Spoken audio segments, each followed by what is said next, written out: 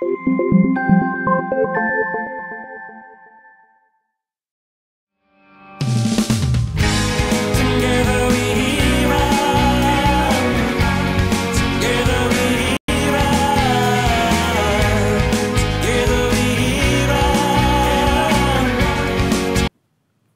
upon the government to, this is really, go and sit over there, go and sit over there. This is live, by the way. So, yeah, the FSB talked about the broadband and talked about the dial-up speed, and most businesses still use dial-up. And what they're saying is that the BT have actually counteracted that, and they said, look, actually, most businesses have got fibre. Over 73% of businesses have fibre available to their businesses. But they do recognise the fact that UK is still way behind its target to reaching broadband for the whole country. And the government in the culture and media section have talked about, yes, the numbers are hitting, but we're slowly getting there. Another bit of news is crowdfunding. A lot of you have probably heard about crowdfunding and the buzz now. A lot of you heard of Rightmove, where you sell houses for, where you want to buy and sell houses. Well, what if you aggregate those together, where you found a website where you could find businesses for sale and crowdfunding opportunities? And that has happened. Business Agent is an aggregation portal for crowdfunding and business for sale. And they provide a place for investors to view all opportunities and manage their portfolios. Because there's an increase in traffic for revenue for crowdfunders and business brokers. In the last year, over 2004 business brokers and 4 million small businesses in the UK raised over 41%. Reputation and who you are as a person, and then now with social media and social networking, we can build that capital around us, and people will stay with you through life if they like you, trust you. So for me, it's it's the people, absolutely without doubt, it's the people. Do you know, I have never once approached social media to get a lead. Brilliant. I don't use internet marketing techniques, I don't use SEO, I don't use any of that. I just like to get my message and my voice out there, and I will hopefully attract people who want to know me and like me and start following me. And I don't see it in a transactional way, I see it purely as being a friend to people. And if that grows, then I learn more from those people, there's a value exchange, and eventually it starts to materialise into business assets. I think it depends how much you believe in your idea. I've had for the last 17 years the same dream, which is to leave the world a more connected world where business people support each other in a more friendship-based way, and they collaborate and they love each other and they care for one another. So whether I've created that through Academy, which is my first business, the Digital Youth Academy, which is my business where I'm helping young people, through Scredible, where we're helping people to become more socially credible, whatever the vehicle I use, it's with one vision in mind. And so within those things, I might have days where I need to lick my wounds, and I might realise that the execution of a product or a service was wrong to achieve that vision, and they therefore have to evolve it.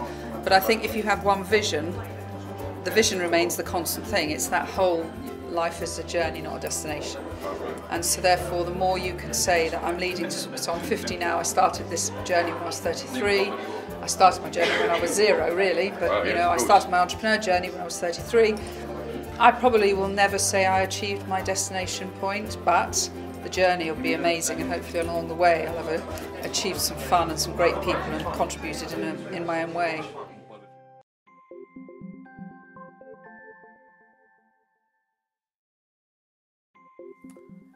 Hi, yeah, so that's Penny Power there. She was talking at the Wannabe extravaganza held in April, and she talks about her journey in entrepreneurship and how she uses her social capital to grow her businesses. And she talked about Scredible there, and Scredible's a platform that's been launched very, very soon. So just watch this space for more news around that.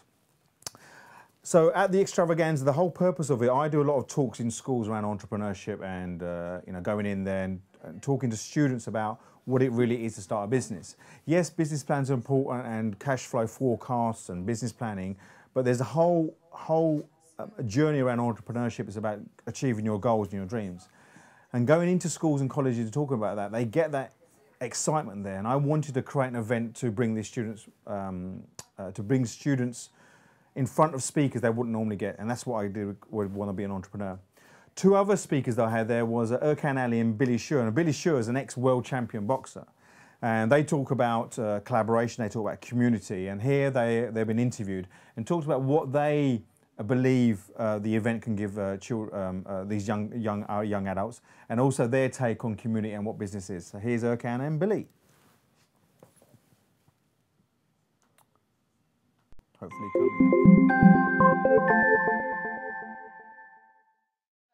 Steve Tristan, thank you so much for coming along today to Who Wants to Be an Entrepreneur. You're welcome. There's a quick question I'd like to ask you in relation to I think people are hearing people who've got experience and sharing their journeys, and you know, if you listen and you're committed to something, you'll make it happen. Hands down. You know? So it's great. Google. I think if you just show up, you get. And the reason why that is I'm running a project at the moment called the World Acting Summit. The future of business is and about. I had no clue the potential of Google Hangout right now. But basically, if you have a decent upload speed, you can stream live to a captive audience anywhere in the world. So not only that, and the interaction you can have with comments on YouTube, because basically Google Hangout streams live on YouTube, so anyone can see YouTube.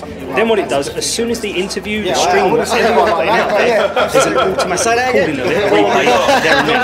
So straight away you can prioritize, you can rip the audio off, you can cut it up and have an interview, you can do whatever you like. Now, for us, this is phenomenal, because the interviews we're doing, we want them to be there for life, and they are now. Like literally instantly, you press the play button after it's done, and the replay comes up. Because that's where human beings hang out, is actually with each other. So we get to connect, and we get to contribute, make a difference to each other, not only in business but for ourselves. I mean, Erkan, I'm training Erkan at the moment to do a half marathon. Wow, so excellent. So he's right on the spot. So let's.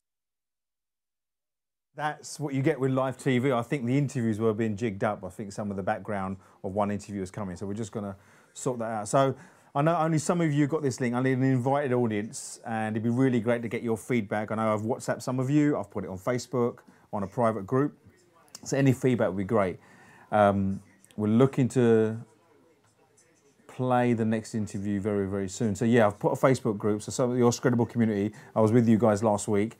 So if you can put any comments on the Facebook group, that'd be great. Erkan should be watching this. Again, yeah, mate, if you want to put some comments down about what you think. Some of my cousins are watching this as well. Don't know what you think about it on the WhatsApp group. Put what you think.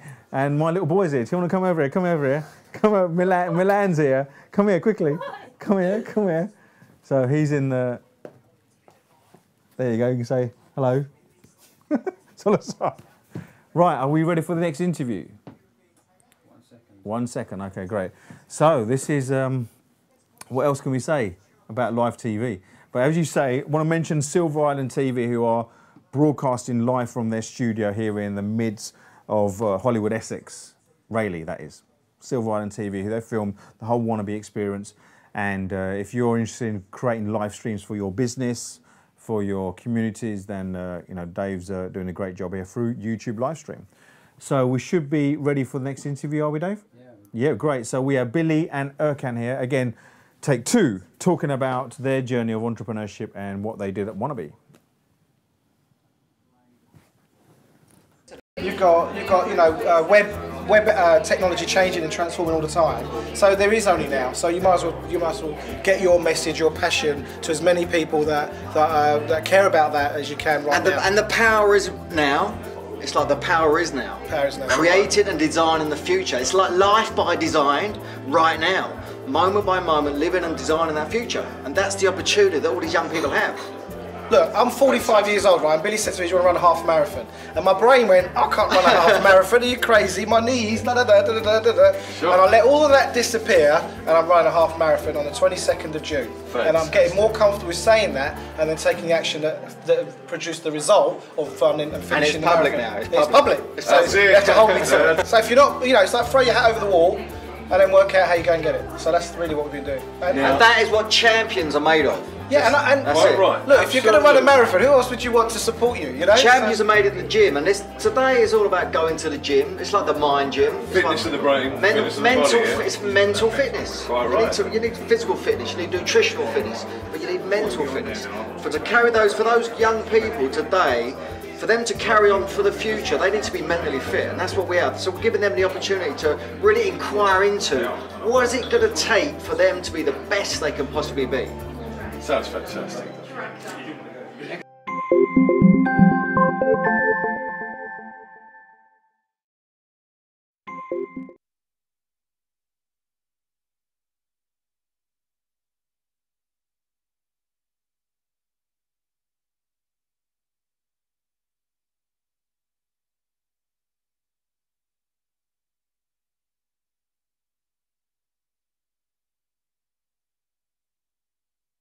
past or the future, but working on what's present now and creating what you have now for any success. So they were great. I had 8 speakers at the Wannabe conference, and one of those I wanted to get to speak was Rich With. Rich With has designed all the logos around Wanna Be an Entrepreneur, and I'm an entrepreneur. He runs an agency called GrowCo. And GrowCo is a creative digital agency, and they create websites, they create apps, they create logos and branding. And here Rich talks about his experience at Wannabe and a little bit about branding. Here's Rich With.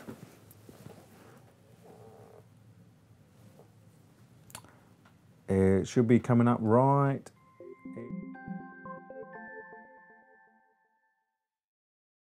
What was the fundamental obstacle that you felt, in order to overcome that, improved your business success?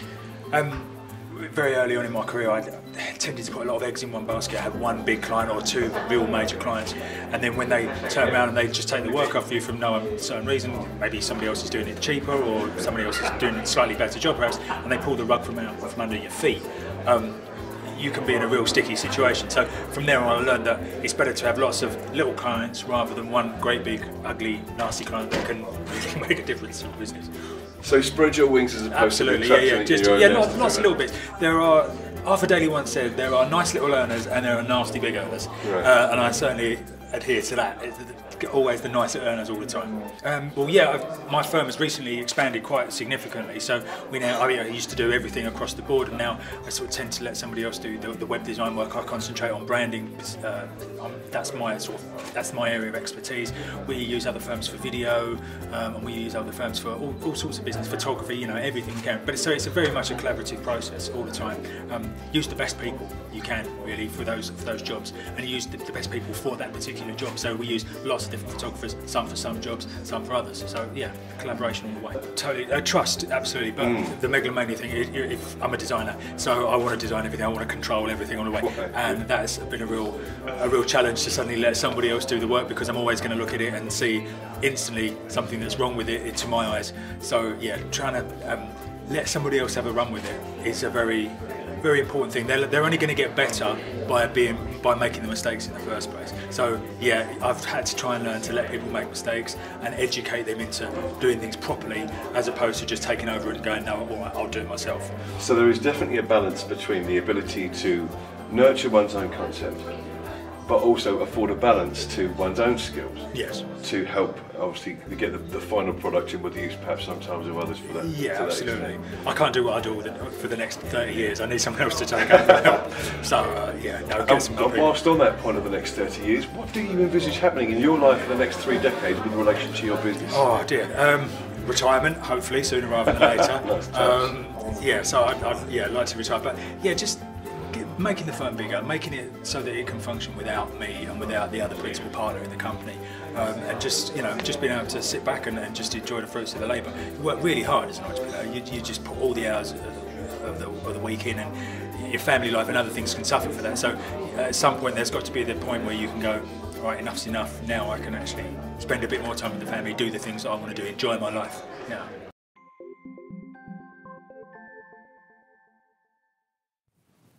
Hi, so there you hear Rich With talking about his company. He was recently a solo entrepreneur, working from home. He had a studio in his home, designing logos and websites for clients.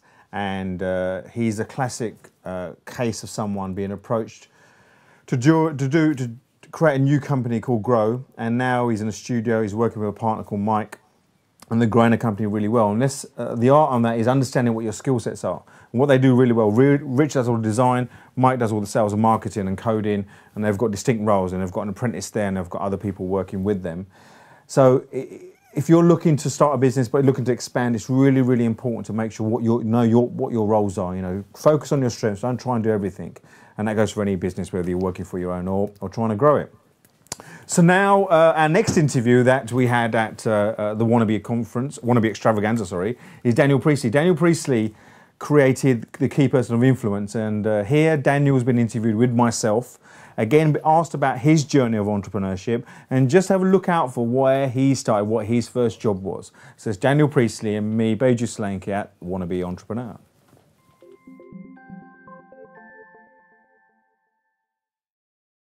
Gentlemen, it's proved to be a wonderful success so far today, having brought together some lovely people from around the Southend area and the Essex community as a whole to engage in this experiment and experience in how to become an entrepreneur. Now, to ask you first, if I may please, Daniel, what is it that you saw in your own destiny that made you want to strive to become an independent and successful business person? Oh, that's a big question. The whole destiny type of it sort of makes it sound like Star Wars. When I was very young, I got some mentors around me. I was sort of about 11, 12 years old, and I was working for a small business myself. I was working at McDonald's, and I met the guy who owned 6 franchises. It was those kind of experiences that made me, sort of feel like, hey, maybe this is the path I want to go on. I don't know that I ever thought I was going to be very successful at it or any of those sorts of things. I just thought I'd give it a go. Being fairly surprised, I grew up on the Sunshine Coast in Australia, a small town, a very normal kind of school, and people didn't really travel. A big trip was Sydney or Brisbane, and sort of people didn't, a lot of people didn't go and live around the world or start global businesses or any of those sorts of things. So I was quite surprised that we grew a national business and an international business and all that sort of stuff. I've done a lot of hard work, but I think everyone works hard these days. So I think the beauty of social media is it just brings together people and ideas, and no matter where you are in the world, people who are sharing those ideas can kind of connect and get together. I think more so than the technology is the actual message. You've got to be able to tune in to the message. If you think about social media is like a big microphone that gets a message out there, but like with any microphone, if you're a terrible singer, then it just makes you a very loud, terrible singer. So I'm not a big one for trying to game the system or game the technology. I'm a big one for trying to really tune into what's the message, what's the product, what's the value, and then using all the tools as they become available. I think in the next 5 years, all the tools that are available today are going to change again. So it's it's not necessarily important to get fixated about any one tool. It's more important to get fixated about the concept and the idea of creating value for others. So always try to retain a level of readiness for the next opportunity. Yeah, keep through social network. Yeah, reinvent. Fantastic.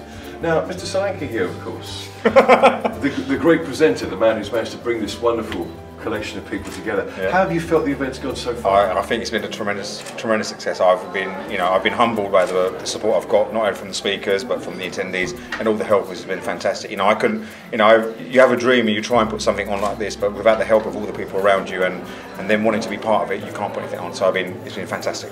I would certainly hope so, and it's all about serving the people. If they feel that they've got value from it and they can tell other people, then you're duty bound to put more stuff on. So absolutely. And I've been part of 3 massive communities, Academy being one, KPI, which Daniel was part of, or the founder of, and Landmark Education, which has been instrumental in me building the confidence and the network of people in order to bring sort of an event like this to Essex, where you won't find an event outside London. Well, Landmark's one, but certainly KPI. Like 4 or 5 of the speakers here are KPIs, and Daniel's going to be taking about what KPI journey is about, and Academy from years back, which Daniel's very familiar with as well. So, but all of those, the common link is community. Is when you're part of a community and a common thinking and a common embryo of growth, things can happen, and that's what it's about. You can have all the confidence in the world and all the ideas and all the resources, but if you don't create the environment, it's very hard to succeed. And that's what I'm trying to create here, an environment not only in Southend but Essex, but in the wider community for especially our young budding entrepreneurs, that you don't have to be of a certain ilk or a certain environment. You can enter that stage now. So that was myself and Daniel talking at the Wannabe Entrepreneur Extravaganza. If you notice that Daniel's first ever job was at McDonald's, and it started off him and his entrepreneurship journey. The thing with McDonald's is this: forget about the actual product and the diet and stuff. Is the McDonald's model is a perfect example of understanding what a business needs to do to scale up. Getting the processes in place. And a lot of people, when they're trying to scale a business, don't understand what things they need to get in place in terms of the processes. So think about the things that can be done without you needing to be there and create processes. So however early you are in your business, is think about the processes and think about the systems you can put in place to scale your business. And that was me talking about my dream of creating the Wannabe Extravaganza. And the next 2 or 3 are being planned already. The next one's in Southend on November the 7th. One of the other speakers I had at the Wannabe Extravaganza was Emily Contantis. Now, Emily is only 25, but already she has run 3 businesses. She started her first business when she was 17. Let's hear Emily in an interview, what she talks about in terms of Wannabe. Then I'll explain about how she started her first business and how she got her first contract. So here's Emily talking about the Wannabe Extravaganza.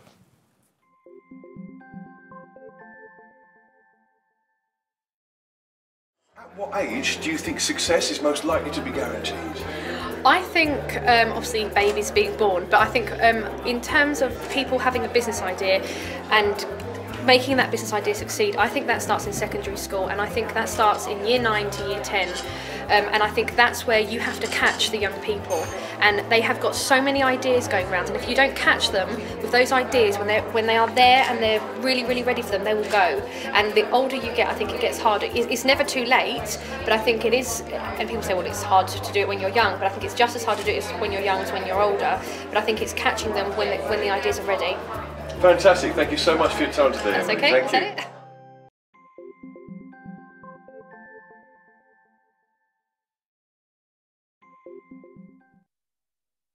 There was Emily, very short but very sweet. Emily at 17, as she said, she works with NEETs, not in young people that are not in education or training, and she runs courses to build their self-confidence, to get them to a stage where they're more employable in the workplace. Now, how she started her first business, she was 17. She overheard someone on a bus or a train somewhere, someone that you used to work at a football club. And she overheard what they were saying, that they had to find some courses to run around safeguarding children. And Emily thought, well, why isn't there a course available? Because, well, the Premier League or the FA at that time didn't run it. So what she did at 17 is did some research. She found out who the person at the FA was that sort of in charge of these sort of things. Somehow or another got an appointment with them. Convinced that person that she's got the trainers and all the things in place, and within a few weeks she got a contract. She didn't have anything in place, no trainers, no nothing, and she was able to get that contract. And she ran that contract, I think, about 3-4 years. But Emily will be one of the interviewees that will be featured on this channel future. So in future episodes, you'll hear more about that. So that was Emily. So the next one we have is what is the next one? Interview. What's the next interview? Steve. Steve Trister. Steve Trister is a comedy actor, but now he's a performance. He trains executives around the world around presentation skills and communication. And so this is our last interview of today for our live feed. And Steve Trister talks about, again, his experience at Wannabe and some of his take around entrepreneurship. Here's Steve Trister. So it's basically, we have a Google Hangout producer, because I'm useless at techie stuff, so she deals with all the people coming into the Hangout, the muting, just all the other bits and pieces. I've probably touched upon 5% of what Google Hangout can do. So for me, it's just a phenomenal way to reach an audience from the comfort of their own home. It's phenomenal.